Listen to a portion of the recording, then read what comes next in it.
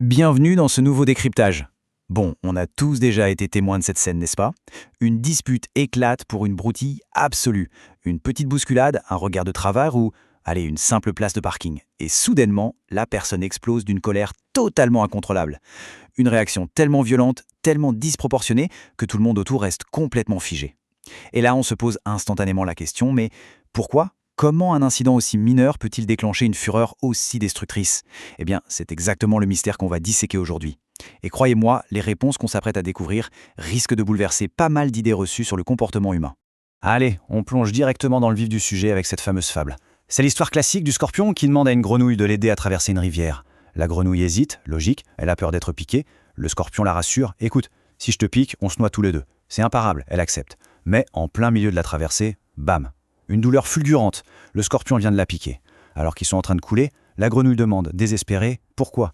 Et le scorpion lâche cette réponse glaçante, c'est ma nature. Ça fait froid dans le dos, non?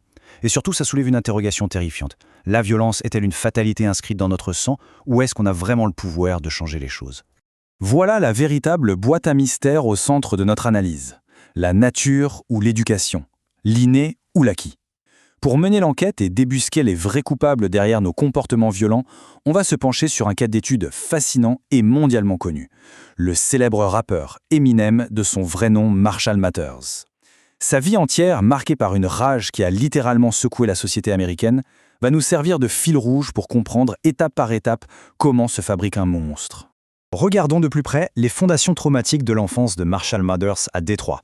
Imaginez un instant, un jeune garçon, plutôt frêle, qui est la cible constante des autres. À 9 ans, il se fait coincer par la grosse brute de l'école dans les toilettes. Sa tête est violemment frappée contre le mur jusqu'à la perte de connaissance, ce qui va carrément provoquer une grave hémorragie interne. Et à la maison, le soi-disant sanctuaire, c'est pas mieux. Sa mère, qui souffrait très probablement du syndrome de Munchausen par procuration, le gave littéralement de puissants sédatifs. Pourquoi? Juste pour le garder sous contrôle et attirer la compassion sur elle-même. C'est un cocktail dévastateur d'abus physiques d'un côté et de trahison médicale de l'autre, un moyen radical de broyer la dignité d'un enfant. Mais attendez, c'est là que ça devient vraiment dingue. La biologie elle-même prépare le terrain de l'agressivité, et parfois même avant notre toute première respiration. Les recherches sont formelles. Une simple carence en fer chez la mère ou un court manque d'oxygène à la naissance, ça suffit pour dérégler la chimie de notre cerveau. Mais le grand coupable ici, c'est le stress maternel. Si le cerveau d'un fœtus baigne en permanence dans des signaux de détresse, il ne se développe pas pour la réflexion ou la paix. Pas du tout. Il se câble en mode survie strict. Il va surdévelopper l'amygdale, notre système d'alarme interne, au détriment du lobe frontal, qui est le siège de la raison. En clair, l'enfant naît avec un système nerveux sur les nerfs, hyper réactif, déjà persuadé que le monde est une jungle mortelle où il faut frapper le premier. Alors, est-ce qu'on est condamné par notre propre cerveau? C'est ici qu'intervient un rebondissement absolument digne d'un thriller hollywoodien, faisant entrer en scène le neuroscientifique James Fallon. En 2005, ce brillant chercheur étudiait des piles de scanners cérébraux appartenant à des tueurs en série psychopathes. Et il a remarqué que ces cerveaux présentaient tous la même anomalie flippante, des zones mortes, inactives, exactement là où devrait se trouver l'empathie et le contrôle de soi. Sauf que, en regardant en parallèle les scanners de sa propre famille pour une autre étude, il tombe sur le cerveau parfait d'un pur psychopathe. En cherchant à qui appartenait ce scanner terrifiant, il a découvert que c'était le sien. C'était son propre cerveau. Et c'est précisément ça qui illustre la plus grande contradiction de notre enquête. Le contraste est juste hallucinant. D'un côté, le profil biologique de Fallon est un cauchemar. Un cortex orbitofrontal éteint, la présence du fameux gène du guerrier qui est fortement associé à l'extrême violence, et pour couronner le tout, pas moins de 7 meurtriers dans son arbre généalogique. C'est le portrait robot génétique d'un tueur. Mais de l'autre côté, regardez sa vie. C'est un scientifique pacifique, accompli, un père de famille aimant, sans l'ombre d'un casier judiciaire. Comment un type programmé biologiquement pour être un monstre absolu peut-il être un citoyen modèle? Eh bien, ça prouve une chose capitale. La biologie n'est pas une fatalité. Et la clé de cette énigme, c'est l'épigénétique. En gros, il faut arrêter de voir notre ADN comme une gravure dans le marbre. C'est plutôt un immense tableau de bord rempli d'interrupteurs. Nos gènes, c'est le matériel de base, oui, mais l'environnement dans lequel on évolue, c'est la mise à jour logicielle. Une éducation toxique ou violente va carrément activer ces gènes dangereux. A l'inverse, et c'est là qu'est l'espoir, un environnement sûr, chaleureux et bienveillant peut littéralement désactiver ces gènes de la violence. Ça les met sur silencieux pour le reste de votre vie. Cette phrase de James Fallon résume tout. Contrairement à ses lointains ancêtres meurtriers, lui, il a grandi dans un foyer baigné d'une tendresse et d'un soutien inébranlables. Cet amour, ça a été son bouclier biologique. Ça a court-circuité son propre code génétique. Si on met en parallèle la chance inouïe de Fallon avec l'enfance d'Eminem, on comprend tout de suite le poids du contexte. Pour Eminem, son environnement chaotique n'a absolument rien désactivé. Au contraire, ça a appuyé sur tous les boutons d'alarme d'un seul coup.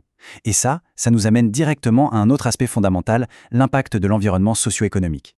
Regardons un peu les recherches du sociologue Richard Wilkinson.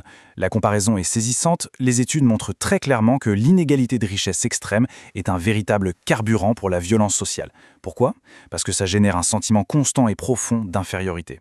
Ça maintient les niveaux de cortisol, l'hormone du stress, complètement dans le rouge. Maintenant, comparons ça avec le village de Roseto, aux États-Unis dans les années 60. Ces immigrés italiens avaient des habitudes de santé catastrophiques, ils fumaient comme des pompiers, mangeaient très gras, mais attention, ils vivaient dans une profonde égalité et une cohésion sociale absolue. Le résultat ? 30% de crises cardiaques en moins par rapport à la moyenne nationale et quasiment zéro violence. Le lien social est un protecteur incroyable, là où l'inégalité détruit à petit feu. Mais on n'a pas fini, il y a un autre suspect majeur dans cette affaire, le code postal. Le lieu où l'on vit dicte-t-il nos actions ? La fameuse étude de Shaw et Mackey à Chicago nous révèle un phénomène complètement fou. Ils ont observé certains quartiers sur 40 ans. En 4 décennies, la population a totalement changé. Les immigrants européens sont partis, remplacés par d'autres populations, des cultures différentes, des croyances différentes, et pourtant, le taux de criminalité qui était extraordinairement élevé n'a pas bougé d'un iota. C'est comme si la violence était incrustée dans le bitume, peu importe les gens qui marchent dessus. 50%. Laissez ce chiffre infuser une seconde. Dans plein de grandes villes, jusqu'à la moitié de tous les crimes se produisent dans seulement 5% de l'espace urbain. On appelle ça des hotspots, des points chauds. Ce sont de toutes petites zones, denses, où la pression est suffocante et où l'autorité brille par son absence. Si on repense au coin sombre des toilettes de l'école d'Eminem, eh bien, ces points chauds fonctionnent exactement sur le même principe, mais à l'échelle d'une ville entière. Et ça nous amène à la célèbre théorie de la vitre brisée. C'est très simple, quand un environnement affiche des signes évidents de délabrement, des déchets partout, des tags, des vitres cassées non réparées, ça envoie un message psychologique très puissant aux habitants. Ici, personne n'a le contrôle, c'est le chacun pour soi. Du coup, les gens ont peur, ils s'isolent, la communauté s'effrite, et c'est la loi de la rue qui vient remplir ce vide. Pour un gamin qui grandit là-dedans, adopter une attitude agressive, c'est pas un choix de carrière criminelle, c'est juste de la survie pure et dure. C'est le seul mécanisme de défense logique quand on vous abandonne dans une jungle. Bon, on a rassemblé la biologie, l'épigénétique, la géographie. Il est temps d'identifier le vrai, le grand coupable. Et c'est le psychiatre James Gilligan, qui a passé sa vie avec les détenus les plus dangereux, qui nous donne la clé. Le moteur ultime de cette violence explosive, ce n'est pas l'appât du gain, ni même la dispute pour la place de parking. C'est une émotion humaine insoutenable, la peur de la honte et de l'indignité. Quelqu'un qui se sent perpétuellement humilié, écrasé, va utiliser la violence comme un ultime moyen, aussi désespéré soit-il, de reprendre le contrôle et de prouver qu'il existe. C'est pas une attaque au fond, c'est la défense paniquée d'un ego qui se noie. Et il n'y a pas d'exemple plus tragique pour illustrer cette théorie de la honte que l'histoire de Proof, le meilleur ami d'Eminem. Dans les années 90, c'était le protecteur d'Eminem dans les rues de Détroit. Plus tard, ils ont littéralement conquis le monde avec leur groupe D12. Ils étaient riches à millions, célèbres, ils avaient réussi, ils étaient enfin sortis de la misère. Et pourtant, en avril 2006, autour d'une simple table de billard, une embrouille éclate. Malgré tout cet argent, les codes de la rue exigeaient de Proof qu'il ne perde jamais la face, qu'il défende sa fierté face au manque de respect, coûte que coûte. Des coups de feu partent, Proof est tué. Toute la fortune du monde n'a pas suffi à effacer ce besoin viscéral de défendre sa dignité. La perte de Proof a complètement anéanti Eminem. Pour fuir cette culpabilité et ce traumatisme devenu insupportable, il plonge la tête la première dans une addiction massive aux médicaments. On parle d'une 60aine de pilules par jour. Et c'est ce qui nous amène à ce fameux jour de décembre 2007. Eminem fait une overdose monumentale et s'effondre. Et où est-ce qu'on le retrouve inconscient ? Sur le sol de sa salle de bain. La boucle cauchemardesque est bouclée. Le même endroit où, à l'âge de 9 ans, dans les toilettes de l'école, toute cette violence et cette honte avaient commencé. Le monstre de son passé était à 2 doigts de l'engloutir pour de bon. Mais c'est justement là, sur ce lit d'hôpital, après avoir frôlé la mort, qu'il a le grand déclic. En pensant à sa fille, Hailey. Il prend conscience que son pire ennemi, ce n'est ni sa mère, ni les brutes de l'école, c'est lui-même. Il décide alors d'amorcer un vrai processus de guérison en 3 étapes. Il coupe les ponts avec les drogues, il regarde son traumatisme en face et par-dessus tout, il refuse d'être une simple marionnette qui réagit à la cruauté du monde. Grâce à un effort de volonté titanesque, il décide de tuer le monstre. Il brise le cycle pour être absolument certain que sa fille ne portera pas ce fardeau, cette malédiction générationnelle de la honte. Alors, voilà la question qui s'impose à nous tous à la fin de cette exploration. C'est vrai, on ne choisit ni notre ADN, ni le code postal où l'on grandit. La nature et l'éducation ont un rôle indéniable. Elles façonnent les monstres qui sommeillent en nous ou autour de nous. Mais, comme on a pu le voir avec toutes ces recherches incroyables, l'histoire ne s'arrête pas là. On a le choix. Va-t-on se contenter d'être les victimes aveugles de notre environnement et de nos gènes, ou va-t-on, par un acte conscient de volonté, décider de briser cette fameuse chaîne? Le pouvoir de mettre un point final à la violence, il est là, entre nos mains.